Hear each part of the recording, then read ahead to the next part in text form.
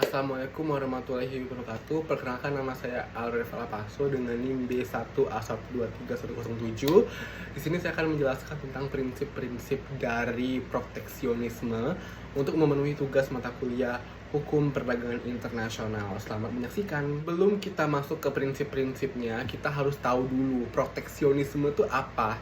Mungkin beberapa orang tuh sudah dengar, tetapi ada juga beberapa orang tuh terdengar asing di telinganya.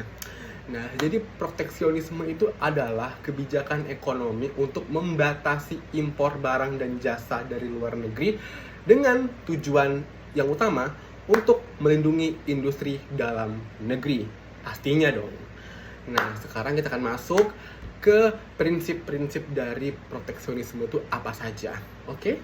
Nah, sama seperti organisasi sebelumnya yaitu WTO dan organisasi-organisasi lainnya, proteksionisme ini juga punya banyak prinsip seperti tarif, kuota, subsidi, pembatasan ekspor, pembatasan administratif, undang-undang anti-dumping, manipulasi nilai tukar, sistem paten internasional, batasan imigrasi berbasis pekerjaan, dan kampanye politik yang mendorong konsumsi produk dalam negeri.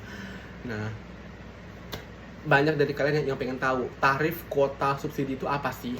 Jadi tarif itu pajak yang dikenakan pada barang impor. Jadi nggak salah kalau misalnya kita membeli sebuah produk yang ada di luar negeri, kita bandingkan dengan kita membeli produk tersebut tetapi di dalam negeri, harganya cenderung berbeda karena yaitu disertakan pajak. Yang kedua, kuota, yaitu batasan jumlah barang yang dapat diimpor. Misalnya nih, kita ingin mengekspor barang ke Thailand, atau misalkan Thailand ingin mengimpor barangnya ke Indonesia. Nah, misalnya dia ingin mengimpor tas dengan brand Gentlewoman. Nah, tetapi Thailand itu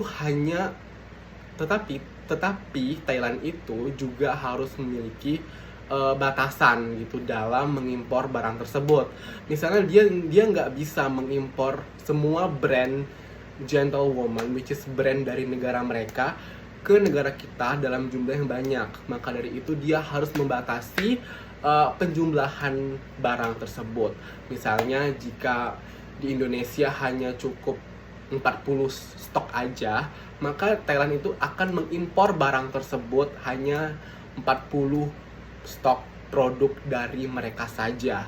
Tidak boleh kurang dan tidak boleh lebih. Kemudian subsidi, yaitu bantuan finansial untuk industri domestik. Dan pembatasan ekspor, yaitu pengendalian jumlah barang yang dapat diekspor. Jadi seperti yang tadi aku bilang, jadi biarpun mereka saling mengekspor dan mengimpor barang, mereka itu harus tetap berada dalam pengawasan dan juga pembatasan. Nah, sama seperti organisasi sebelumnya yaitu WTO yang punya tujuan prinsip, proteksionisme ini juga punya tujuan prinsip. Yang pertama, melindungi industri dalam negeri dari persaingan globalisasi. Jelas, karena semakin maraknya era globalisasi yang semakin maju dan teknologi yang semakin canggih pasti membuat produk domestik atau produk-produk dalam negeri itu semakin tertinggal gitu, atau tidak terekspos di media massa. Karena ya seperti kita tahu, seperti kata peribahasa, rumput tetangga lebih hijau daripada rumput sendiri. Yaitu karena kalau kita lihat dari secara sekilas, produk-produk luar negeri itu lebih keren, lebih branded, lebih bergengsi gitu ya, biarpun dengan harga nominal yang tinggi dibanding dengan produk-produk dalam negeri. Yang kedua, memfasilitasi perkembangan industri dalam negeri. Ya, kita harus memberikan kesempatan industri atau berbagai macam produk-produk dalam negeri agar dapat berkembang seperti yang ada di luar negeri. Kenapa produk-produk luar negeri itu berkembang? Karena ya seperti kita tahu, mereka orang-orang di negara sana itu sangat mencintai produk domestik. Kalau mereka mencintai produk dalam negeri mereka, kenapa tidak dengan Indonesia? Pasti Indonesia bisa memberikan kesempatan untuk mengembangkan produk-produk dalam negeri. Yang ketiga, melindungi industri dalam negeri yang sedang berkembang dari pesaing asing yang mapan. Ya, Karena seperti kita tahu, seperti contoh kecilnya brand-brand seperti baju itu kalah dengan brand-brand yang berasal dari luar negeri seperti Levi's atau enggak Zara. Padahal brand-brand baju dari dalam negeri itu nggak kalah kece seperti Eksekutif, Colorbox, dan lain-lain. Yang keempat, mempromosikan produsen dalam negeri. Sama seperti yang tadi aku bilang, bahwa kita harus memperkenalkan juga produk dalam negeri kepada negeri kita sendiri yang lebih utamanya, dan juga kepada orang-orang agar lebih dikenal oleh dunia. Kemudian pastilah proteksionisme itu ada dampak, karena kan itu kan pembatasan pengiriman ekspor impor kan secara singkatnya. Jadi itu pasti ada dampaknya juga, ada positif, ada negatif. Nah, yang positif itu adalah bagi produsen itu merasa dilindungi karena dapat menjual lebih banyak dengan harga yang lebih tinggi. Sedangkan yang negatifnya itu adalah bagi konsumen di negara yang barang yang dilindungi, karena harus membeli barang dalam jumlah yang lebih sedikit dan membayarnya harga yang lebih tinggi. Ya karena seperti yang kita tahu, kenapa produk-produk dalam negeri itu dijual mahal di luar negeri, sama seperti produk luar negeri yang dijual mahal di dalam negeri.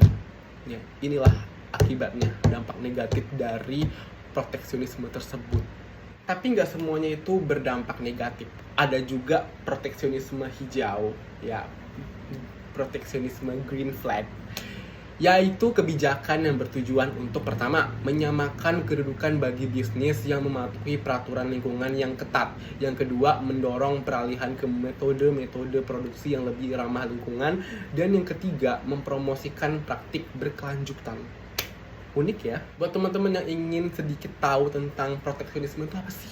Gak kenal, baru dengar. Jadi proteksionisme itu secara singkatnya itu kebijakan perdagangan antar negara melalui berbagai cara, termasuk penerapan tarif terhadap barang impor, pembatasan kuota barang, peraturan restriktif lainnya yang bertujuan untuk membatasi impor, dan pengambil alihan pasar dalam bisnis negara dan pihak asing. Jadi sekian dari sedikit pembahasan materi tentang prinsip-prinsip dalam proteksionisme dan juga pembahasannya untuk memenuhi tugas mata kuliah Hukum Perdagangan Internasional. Mohon maaf apabila ada sedikit perkataan yang salah. Saya mohon maaf. Saya ucapkan wassalamualaikum warahmatullahi wabarakatuh.